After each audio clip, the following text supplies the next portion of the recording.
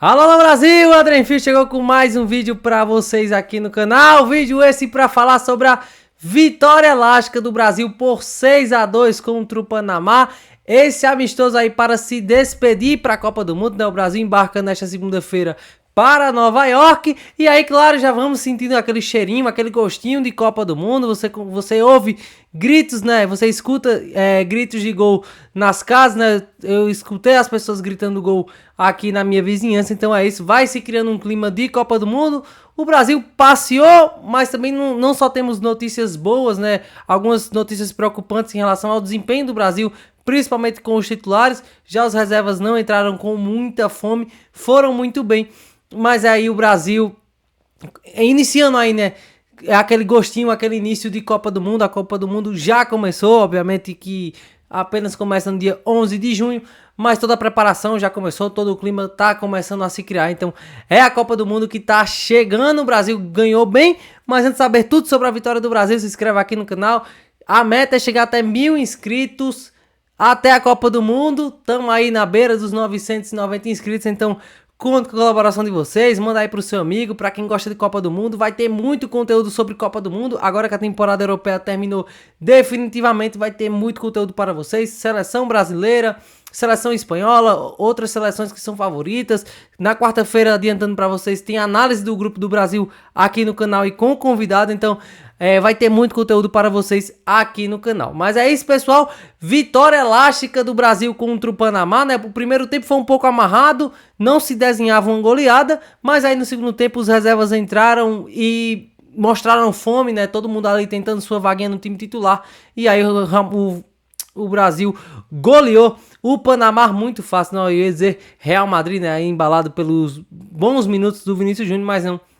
A seleção brasileira aí muito bem. Esse show no segundo tempo com Igor Thiago, Danilo, Paquetá, o próprio Endrick liderando, né? Esse bom segundo tempo da seleção brasileira. O começo do jogo era o Brasil naquele primeiro momento com o time ideal que a gente imagina, obviamente sem a dupla de zaga, né, do PSG e do Arsenal, porque jogaram a final da Liga dos Campeões ontem. Hoje teve festa em Paris e festa em Londres, o Arsenal comemorando a Premier League e o Paris Saint-Germain a Liga dos Campeões. Mas o time de hoje era Alisson no gol, Wesley, Léo Pereira e Bremer, né, são os zagueiros reservas, e o lateral esquerdo Alexandro, no meio campo Casemiro e Bruno Guimarães, e aí na frente os 4 homens da frente, né, sendo que o Matheus Cunha é esse terceiro homem de meio campo, então Matheus Cunha, Vini Júnior, Rafinha e Luiz Henrique, que era o reserva, mas foi muito bem com a seleção brasileira do Carlo Ancelotti, ganhou a vaga que seria do Estevão, né, que tá machucado, não vai jogar a Copa do Mundo. Então esse era o time ideal da seleção brasileira que a gente enxerga nesse primeiro momento para a estreia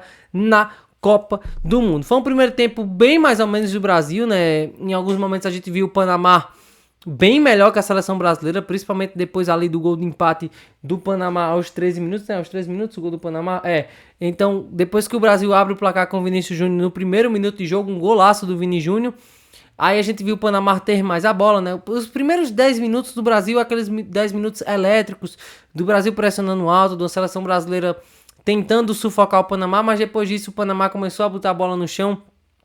E aí dos 10 até os 24 minutos, né, que é o momento da parada técnica, a gente viu o Panamá dando trabalho ao Brasil com a posse de bola, né? Então foi até um pouco surpreendente por parte do Panamá, não achei que iria dar tanto trabalho assim. A gente vê as pessoas no Twitter comentando, olha, parece que esqueceram de combinar com o Panamá, porque tava 1-1, a gente escutou vaias pro Léo Pereira, mas aí do Léo Pereira eu acho que é mais relacionado a ele ser jogador do Flamengo e não ao desempenho na seleção brasileira em si.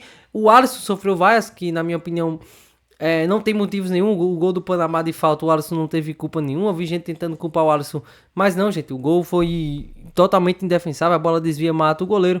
Mas ali, depois disso, o Brasil tá espaçado, sem conseguir acelerar. Depois da parada técnica, principalmente ali depois dos 30 minutos, o Brasil melhora um pouco mais, começa a acelerar novamente. E aí, em outra jogada do Vini Júnior, ele cruza pro Casemiro.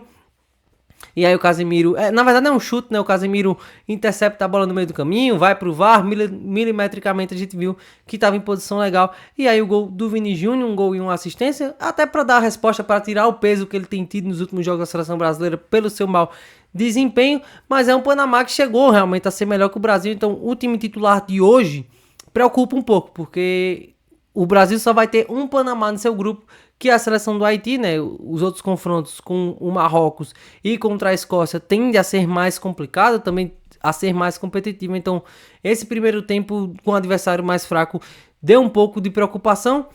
Mas aí, obviamente que o Brasil não jogou essas coisas todas, mas o gol do Panamá foi uma falta, um gol do acaso, né? Não é que o Brasil cedeu muita chance ao Panamá, não, mas pelo desempenho em si, principalmente ofensivamente, a bola não parava no meio campo, né?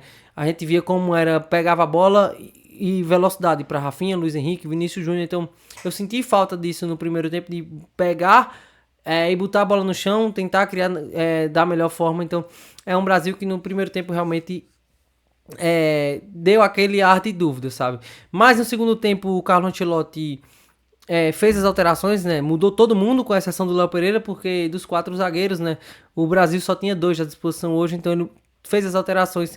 Mas aí, entrando quase todo mundo, só quem não entrou foi o Everton, né? O terceiro goleiro, e o Neymar, que estava no banco de reservas. Depois eu vou falar sobre o Neymar mais à frente, sobre a situação dele, como tá em relação à sua lesão que foi diagnosticada na quinta-feira. Mas aí as mudanças do Carlo Ancelotti, ele coloca o meio campo mais povoado, né? Ele coloca o Danilo, ele coloca o Paquetá, tira o Casemiro para colocar o Fabinho. Então é aquele meio campo com 3 homens de origem, né? Não um de improviso, que seria o Matheus Cunha, que é um atacante, mas em função é o meio campista, com o Endrick, Ryan e o Igor Thiago na frente. Então é um Brasil com 4-3-3 mais claro, com jogadores do meio campo que povoa mais, que tá sempre ali, que tem mais cadência, o Danilo, o Paquetá. E aí a gente viu como o time cresceu, né? Principalmente com o Igor Thiago sendo aquele centroavante de afundar a linha, de ultrapassagem, de dar trabalho mesmo aos zagueiros, não ser um atacante de movimentação, né? Que tanto faz estar do lado, no centro não. Igor Thiago vai estar mais no centro na maioria das vezes. Então é um Brasil que cresceu muito, e aí começa o show, assim, sabe? O Paquetá faz gol, o Danilo faz gol. O terceiro gol do Brasil sai numa roubada de bola da pressão alta feita pelo Igor Thiago, e aí o Ryan aproveita, né? Gol do Ryan, aproveitando os minutos também, vai pedir passagem ao longo da Copa do Mundo, principalmente ali pelo lado direito. O quarto gol é uma linda jogada coletiva, né? Um golaço que o Paquetá faz o gol. O quinto gol, o Igor Thiago rouba a bola, coloca nas pernas do defensor, sofre pênalti.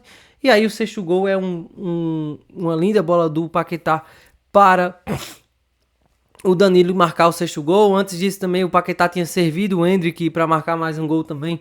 Então foi um Brasil muito bem, e eu acho que esse crescimento da seleção brasileira coincide com a entrada de um meio campo de origem a mais no setor de meio campo, sabe? Entrou esse homem, mudou a coisa, e eu acho que o Brasil vai funcionar melhor durante a Copa do Mundo quando tiver 3 homens no meio campo. E aí, claro, o Igor Thiago, o Danilo e o Paquetá, na minha opinião, estão pedindo passagem, sabe? E os titulares, principalmente o Luiz Henrique, não sei se o Matheus Cunha, por o Matheus Cunha ser um cara de muita confiança do Carlo Ancelotti, mas aí o Luiz Henrique, o próprio Rafinha, talvez o Bruno Guimarães vão ter que abrir o olho, porque esses caras estão pedindo passagem. O Bruno Guimarães não estava na data FIFA de março, não gostei do jogo dele hoje. Então é um Danilo que pode aí entrar no lugar do Bruno Guimarães, e um Paquetá eventualmente entrando no lugar do Luiz Henrique, ou Igor Thiago entrando no lugar do Luiz Henrique, né? Deixando o Matheus Cunha mais livre, deixando o Rafinha pelo lado junto com o Vinícius Júnior. Então é um Ancelotti que tem opções, sabe? Eu vejo opções também. Gostei da entrada do Douglas Santos também, né? O Alexandro, a gente sabe, e olha, eu sou muito fã do Alexandro, as camisas lá atrás denuncia como eu acompanho o Alexandro. Essa temporada dele não tá sendo bem boa, né? Mas aí, claro, soma-se ao fato de não teve pré-temporada. Tem toda a questão psicológica, você poupar um pouco ali pensando na Copa do Mundo. Então eu gosto muito do Alexandre, mas o Douglas Santos entrou muito bem. Então eu vejo uma seleção brasileira que pode ter alterações ao longo da competição, porque os reservas que entraram a partir de hoje, principalmente, estão com fome, sabe? Eles entraram com muita fome, e aí o Brasil melhorou muito, assim. O segundo tempo muito bom do Brasil, obviamente era festa, né? Um segundo tempo também para deixar as pessoas confiantes, se bem que parece que nunca é bom o Brasil chegar a uma Copa do Mundo confiante, mas diferente de muita gente, eu acho realmente que o Brasil tem chance de ganhar a Copa do Mundo, porque no setor de ataque o Brasil não deve a ninguém, eu acho. Assim, os 8 jogadores de ataque, 9, O Brasil não deve a ninguém, até mesmo a França. Eu acho que o Brasil tem jogadores de qualidade no mesmo nível, né? Ah, mas tem o Mbappé, tem o Olise. Não, gente, o Brasil tem jogadores de muita qualidade também. O Brasil tem o Vinícius Júnior, que foi o melhor do mundo há 2 anos atrás. Então, são caras que realmente eu acho que o Brasil pode sim dar trabalho na Copa do Mundo. E aí, quem sabe, né, se tiver num mês iluminado, ser campeão do mundo. Coisas que funcionaram hoje e outras coisas que não funcionaram, né? A pressão alta do Brasil funcionou bem, e principalmente em alguns momentos que o Brasil estava mais próximo. Achei o Brasil muito espaçado em alguns momentos. Mas assim, principalmente, é porque o primeiro tempo é muito ruim, né? A gente vai encontrar mais coisas ruins no primeiro tempo do que no segundo. Mas esse espaçamento dos jogadores aconteceu muito no primeiro tempo. A pressão alta funcionou, obviamente funcionou tanto no primeiro quanto no segundo tempo, né? O primeiro gol do Vinícius Júnior com 1 minuto de jogo é uma pressão alta do Casemiro, mas eu acho que essa coisa de você espaçar muito os jogadores, e aí é um problema do Carlo Ancelotti, dos times do Carlo Ancelotti, principalmente quando ele tenta esse esquema com 4 atacantes. A gente viu no Real Madrid, né? Eu venho falando isso aqui ao longo da temporada passada, né, que eu falei aqui, quando ainda era o Carlo Ancelotti, eu falava como o Real Madrid era um time espaçado, né, como a gente via que existia um buraco entre ataque e meio campo, e aí também, claro, vem a figura da falta de um terceiro homem de meio campo, e aí o Brasil melhora muito quando entra esse cara. Então isso aí eu acho que é um problema mais estrutural dos times do Carlo Ancelotti, mas sim, a pressão alta deu muito certo em muitos momentos. O Brasil conseguia sufocar o Panamá, mas a saída de bola em alguns momentos também não deu certo, né? O Brasil é um time que eu ainda vejo com muitos problemas de saída de bola, principalmente também na falta desse homem de organização no meio campo, né? Mas o Carlo Ancelotti precisa checar isso, assim, sabe? E é um problema que eu acho que o Brasil vai conviver ao longo de toda a competição e talvez pelos próximos anos, que é a falta desse meio campista que possa limpar a bola lá atrás, né? O Brasil sair com teve uma saída mais limpa, porque aí eu acho que o Casemiro não é capaz de fazer isso, que é aquele cara que recebe na pressão, gira. O Casemiro não vai fazer isso, então algumas coisas que o Carlo Ancelotti precisa ficar de olho. Eu acho que com a entrada do Igor Thiago e esse ataque menos móvel, né? O Igor Thiago é muito móvel, mas esse ataque com uma referência pode ser que funcione melhor durante a Copa do Mundo. Então os titulares realmente precisam abrir o olho, porque a coisa não foi tão boa com eles, não. Então é um Carlo Ancelotti que eu imagino fazendo alterações ao longo da competição, né? E isso é histórico do Brasil em Copas do Mundo, né? Em 94 houve mudanças, em 2002 houve mudança, porque realmente você começa, mas eu acho que na Copa do Mundo, e eu acho que aí foi onde o Tite errou, de que você tem seu time base, mas Copa do Mundo é momento.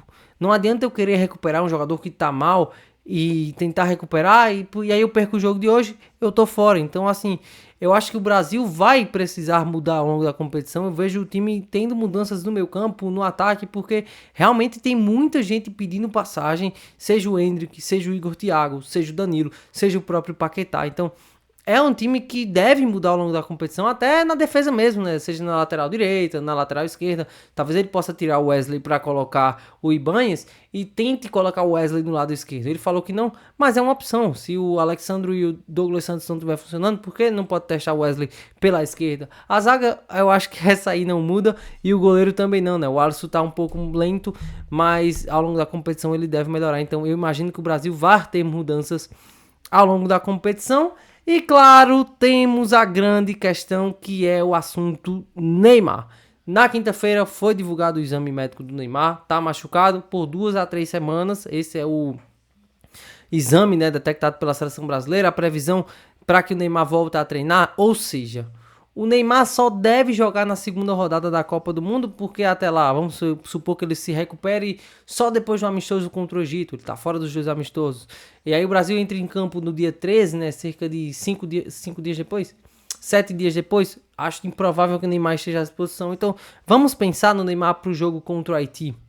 Mas o que eu não acho justo é que, gente, o Neymar foi convocado lesionado, como se o Neymar fosse o cara que ele era anos atrás, que era unanimidade. Não, gente, o Neymar não é mais esse cara. Então, assim, eu acho que, como houve a lesão, foi detectada a lesão, e aí já falei isso no vídeo aqui sobre como houve a má comunicação. O vídeo tá aqui no canal, vocês podem procurar sobre a situação do Neymar. Mas eu tenho realmente a sensação que o Neymar só vai ser cortado se ele tivesse uma perna, e olhe lá. porque realmente ficou muito cômodo. O Ancelotti falou, olha, não vai, tá aqui, vai ficar aqui, não vai ser cortado. Ele deixou muito claro. Eu vou ficar muito surpreso se o Neymar for cortado posteriormente, mas assim, é um jogador que eu não sei realmente se o Ancelotti conta com ele pra jogar. Porque olha o banco de reserva do Brasil, gente.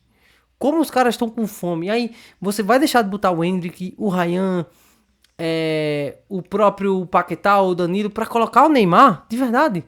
Ah, pra jogar 15 minutos? Gente, não. Eu acho que o Neymar vai pra Copa do Mundo, mesmo machucado, mesmo sem condições, pra o quê? Caso o Brasil for campeão do mundo, o Neymar vai poder dizer, eu também sou campeão do mundo, sabe? Eu também me machuquei, não joguei, mas também sou campeão do mundo.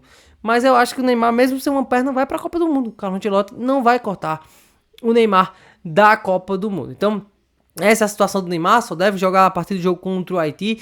Vamos ficar na expectativa aí de como anda a evolução física do Neymar. Será que o João Pedro tá aí na expectativa para ser convocado? Mas é isso, o Neymar só deve jogar na partida contra o Haiti ou contra a Escócia. Ele tá fora da estreia contra o Marrocos. A seleção brasileira viaja nesta segunda-feira para Nova York, vai fazer seus treinamentos.